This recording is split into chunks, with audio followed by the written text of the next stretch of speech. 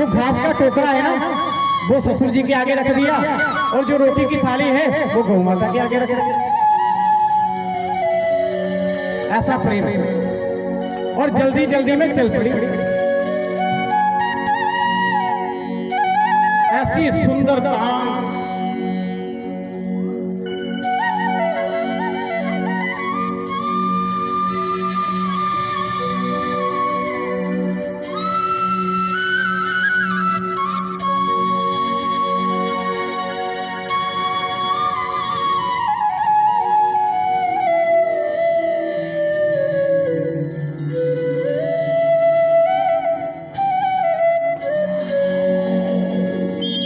जैसे ही कन्हैया ने बंसी को अपने हाथों से नीचे उतारा तो सबकी सब गोपियां सामने आंखों में अश्रु लिए ठाकुर जी के सामने खड़ी थी।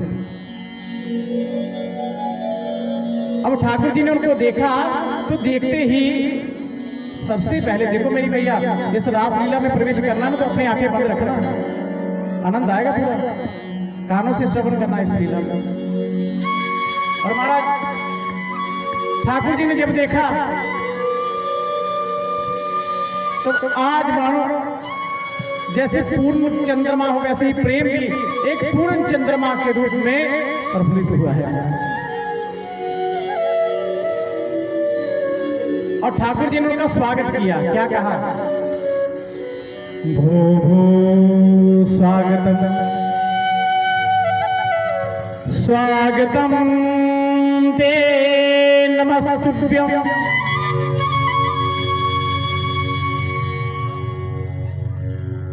स्वागतम ते नमस्तुभ्यं प्रियं किम करवाणि वः। ठाकुर जी अब कहने लगे, गोपियों तुम्हारा हार्दिक अभिनंदन है, स्वागत है। बताओ तुमको जो प्रिय लगता है वो कार्य मैं तुम्हारे लिए करूं। स्वागत किया है। और ठाकुर जी देखो कितने निष्ठुर हैं, एक श्लोक के आधे श्लोक में वो स्वागत कर रहे हैं और दूसरे में धत्कार दिया। दूसरे में उन्होंने क्या कह दिया? स्वागतम भो महाभागा प्रियम किम करवाणि वः।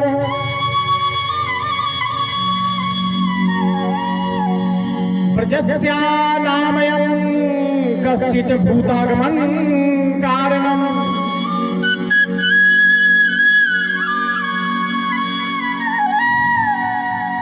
ठाकुर जी ने कहा, रे गोपियों, अरे तुम इतनी रात में अपना घर परिवार छोड़ के, पतियों को छोड़ के, बच्चों को छोड़ के, गौ माता को छोड़ कर और इस घनेरे वन में जहां बड़े भयानक जंगली जीव रहते हैं, जहां क्या करने के लिए आए हो? देखो एक बात में इन्होंने स्वागत किया कि तुम्हारा स्वागत है, मैं क्या कर रही हूं, और दूसरे में धिक्कार दिया।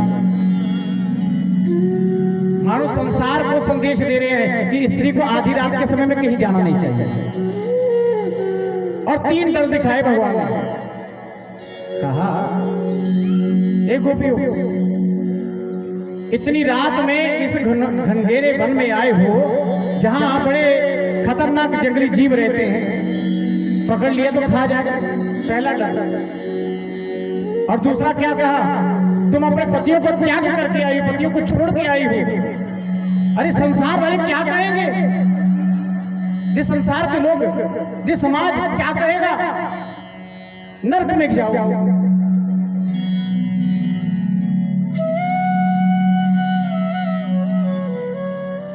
ये अच्छी बात नहीं। अपना घर परिवार त्याग के जो आता है उसको नरक मिलता है, समाज का डर मिलता है।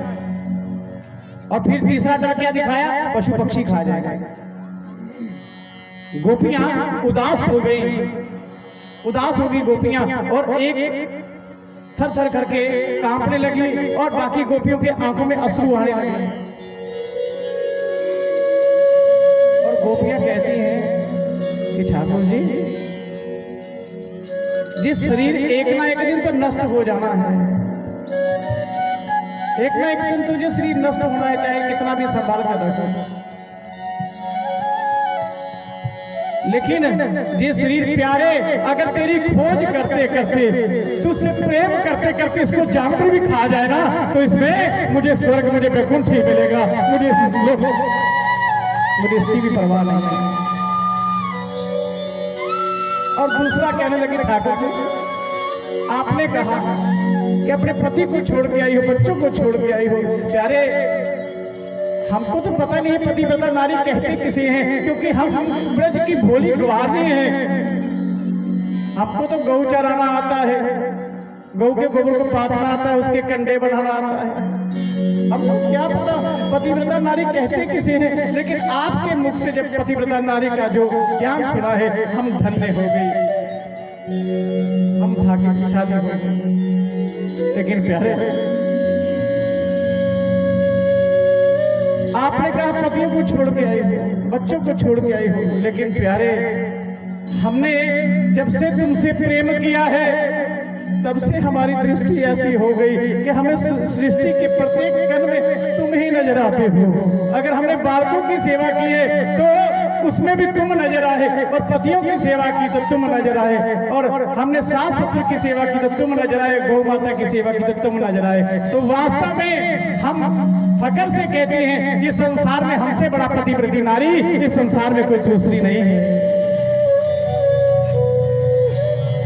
ठाकुर जी हमको एक बात बताओ।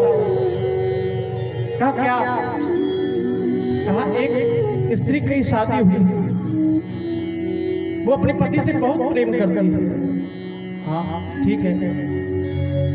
कहा जब वो जाने लगा उसको छोड़ के, तो उसने कहा नाथ मैं आपके बिना कैसे रहूंगी। तो उसने अपनी फोटो निकाल के दे दी कि इस फोटो को देख लेना, इसकी पूजा कर लिया कर।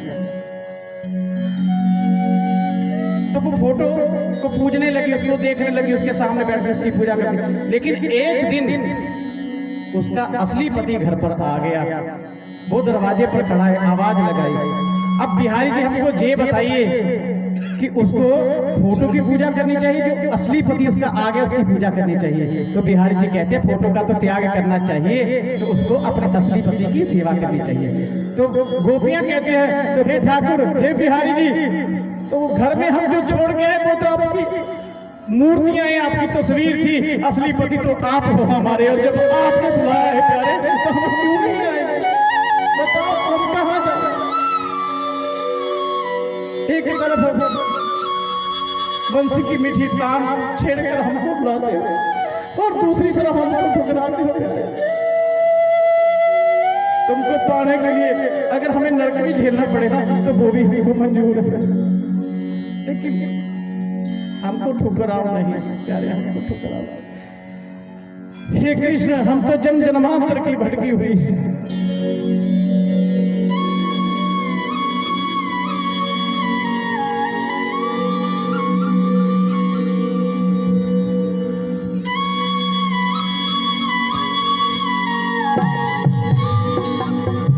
गोपियां रो रही हैं, मानो भगवान ने आज उनकी परीक्षा लेने के लिए।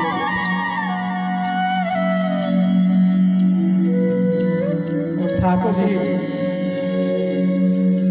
ने जब देखा अब गोपियों के मुख उदास हैं, तो गोपियों से कहने लगे मैं तो वैसे ही बात कर रहा था, देखना चाहता था कि तुम्हारा मेरे प्रति प्रेम कितना है, कितना है महाराज।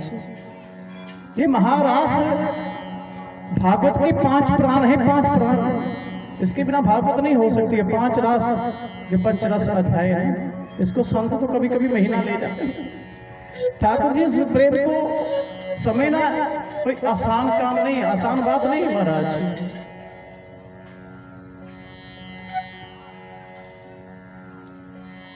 अब ठाकुर जी ने उन सबको लिया और आगे जमुना के किनारे विहार करने के लिए राधा रानी भी संग में है।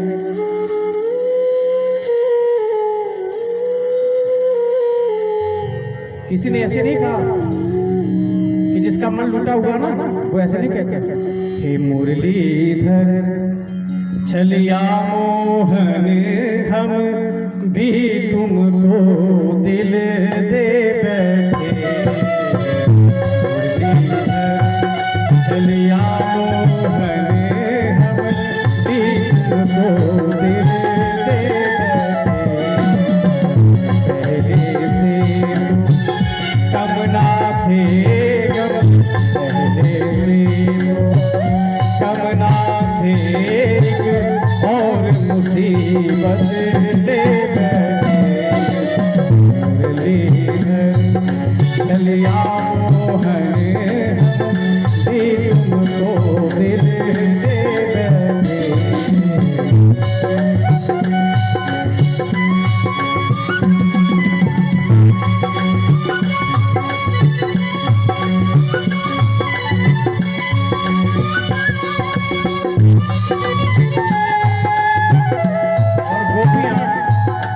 प्रत्येक प्रेम को याद करते हैं, प्रत्येक लीला को। ऐसी गोपी जो उठती है तो भगवान के लिए, सोती है तो भगवान के लिए, चलती है तो भगवान के लिए, खाती है तो भगवान के लिए, पीती है तो भगवान के लिए, संसार का प्रत्येक कार्य वो करती है तो केवल भगवान के लिए। और जो स्त्री जो पुरुष प्रत्येक कार्य को भगवान के लिए करते हैं ना महाराज, उनकी कभी दुर्गति नहीं होती, हमेशा सदगति होती है।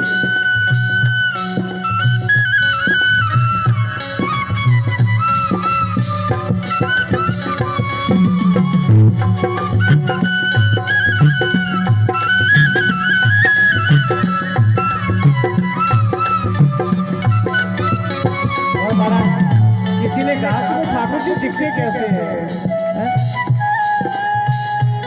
लेकिन जिसने प्रेम किया है ना उसको ठाकुर जी दिखते। वो क्या कहते हैं? दिल कहता है तुम सामने हो, आंखें कहती हैं दिखलाओ। दिल कहता है तुम सामने हो, आंखें कहती हैं दिखलाओ।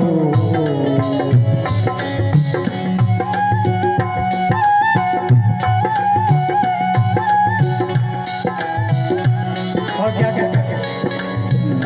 मिलते नहीं हो आकर के तुम, मिलते नहीं हो आकर के हम, कैसे कहें देखो जे करके मुरलीधर चलिया मोहन, हम भी तुमको दिल दे बैठे।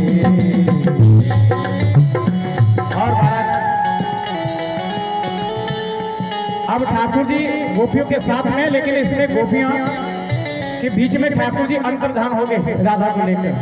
अब कुछ लोग तो कहते हैं कि गोपियों की परीक्षा ली, लेकिन मैं कहता हूं उन्होंने कभी भागवत को पढ़ा ही नहीं महाराज। जो प्रेम की पराकाष्ठा है, प्रेम की उच्च अवस्था है, जिस गोपी ने सृष्टि के प्रत्येक कण कण में भगवान का दर्शन किया है, अरे ठाकुर जी अब भी उनकी परीक्षा ले रहे। ठाकुर जी उनकी परीक्षा ले सकते हैं? अरे ठाकुर जी तो उनके अंतर का और हित करने के लिए वहां से अंतरहित हो गए, उनका हित का और भला करने के लिए और प्रेम बढ़ाने के लिए वहां से अंतरहित हो गए। राधा जी को लिए जा रहे हैं और राधा जी को लेकर भाग रहे, तो पीछे की ओर देख रहे।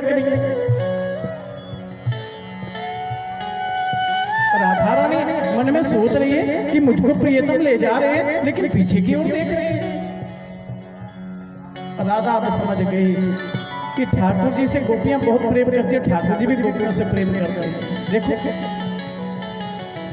और राधा रानी कभी नहीं चाहती कि मेरे ठाकुर जी से गोपियां दूर हों। ये प्रेम है, क्योंकि ठाकुर जी का भाग्य, ठाकुर जी का वहां से अंतर्धान होने का अर्थ क्या था? क्योंकि ठाकुर जी चाहते थे कि गोपी ना रहे। ये गोपी तब तक पूर्ण नहीं होगी जब तक इसमें राधा प्रेम नहीं आएगा। जब तक इसमें राधा प्रेम नहीं आएगा तब तक ये पूर्ण अवस्था में नहीं पहुंच सकती। अब राधा वहां से आई है, लेकिन राधा नहीं चाहती ठाकुर जी गोपियों से दूर हो। तो ठाकुर जी से कहने लगी राधा, कन्हैया मैं तो थक गई हूँ। कन्हैया ने कहा ठीक है मैं बैठ जाता हूँ, तो मेरे कंधे पर बैठ जाओ। और जैसे ही जोर लगाया और कहा बैठो बैठो बैठो, कहीं नहीं नहीं नहीं, कहा बैठो तो सही। और जैसे ही राधा रानी बैठने लगी तो ठाकुर जी वहां से भी अंतर्धान हो गए और राधा रानी गिर पड़ी।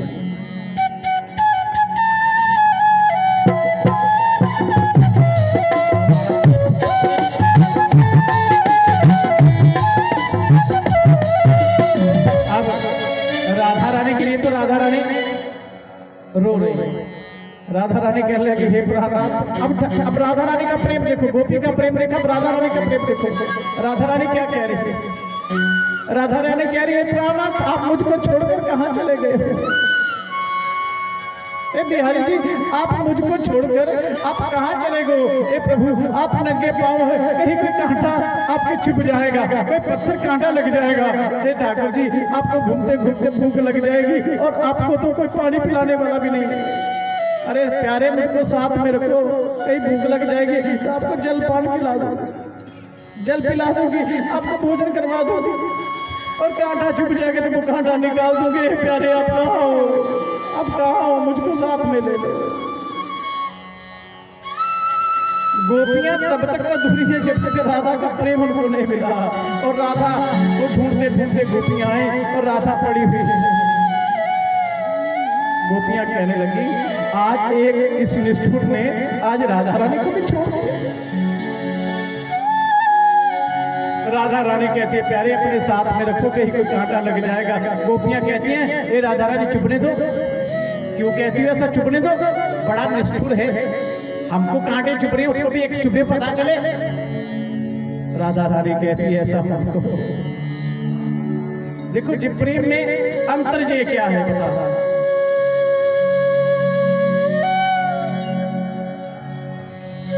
गोपियां कह रही है उसको भी कांटा चुपने दो, लेकिन राधा कहती है नहीं। अरे कैसी बात करते हैं, हमारे प्रियतम को कांटा नहीं चुपना चाहिए। अरे वो थोड़े जिद्दी हैं, वो थोड़े क्रोधी हैं, थोड़े जिद्दी हैं, इसलिए वो चले तो गए, लेकिन मेरे बिना, आपके बिना वो रह नहीं सकते। वो भी ढूंढते होंगे प्यारे, वो भी ढूंढते होंगे।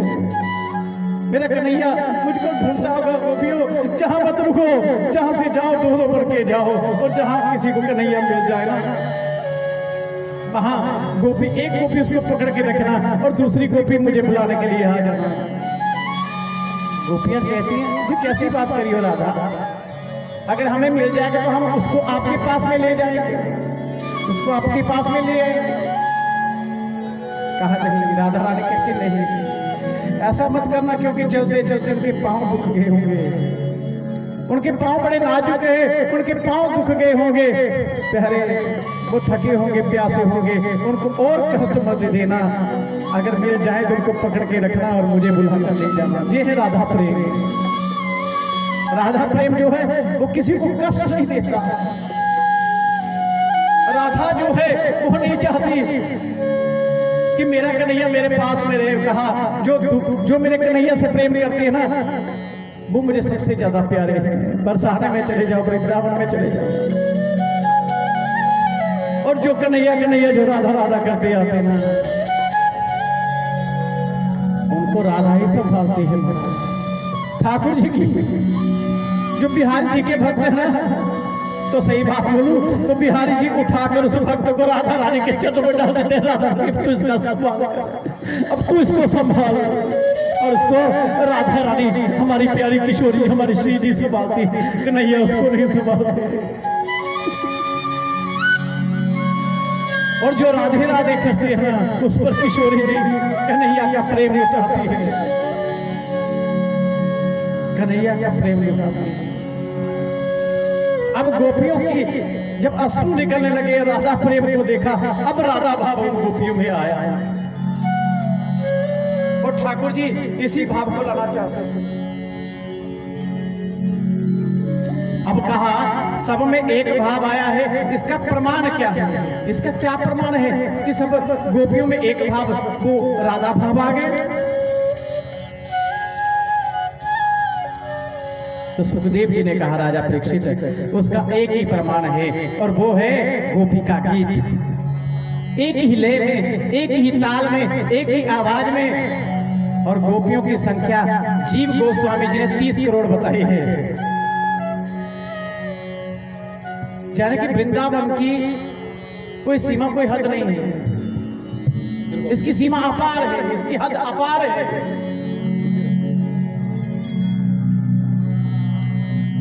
वेदों की जो श्रुतियां हैं वो गोपियां हैं। जनकपुर में जिन रानियों ने भगवान राम के दर्शन किए थे, तो उस समय तो भगवान पतिव्रता धर्म थे, एक पत्नी धर्म उन्होंने अपनाया था। तो जो जिन्होंने देखा था ना, रानी ने वो सोचती थी कि काश हमारे ये पति हो। तो ठाकुर जी ने कहा, इस जन्म में नहीं, अगले जन्म में आपकी इस इच्छा को पूर्ण करूंगा। तो ये उस जनकपुर की गोपियां हैं। और दंडक अरण्य में जो ऋषियों ने करोड़ों वर्ष तपस्या की है ठाकुर जी को पति रूप में पाने के लिए, वो गोपियां हैं। 30 करोड़ संख्या में। अब महाराज वो गोपियां जब ठाकुर जी को तलाशने लगी, तो राधा रानी के साथ में गोपिका गीत को गाया है।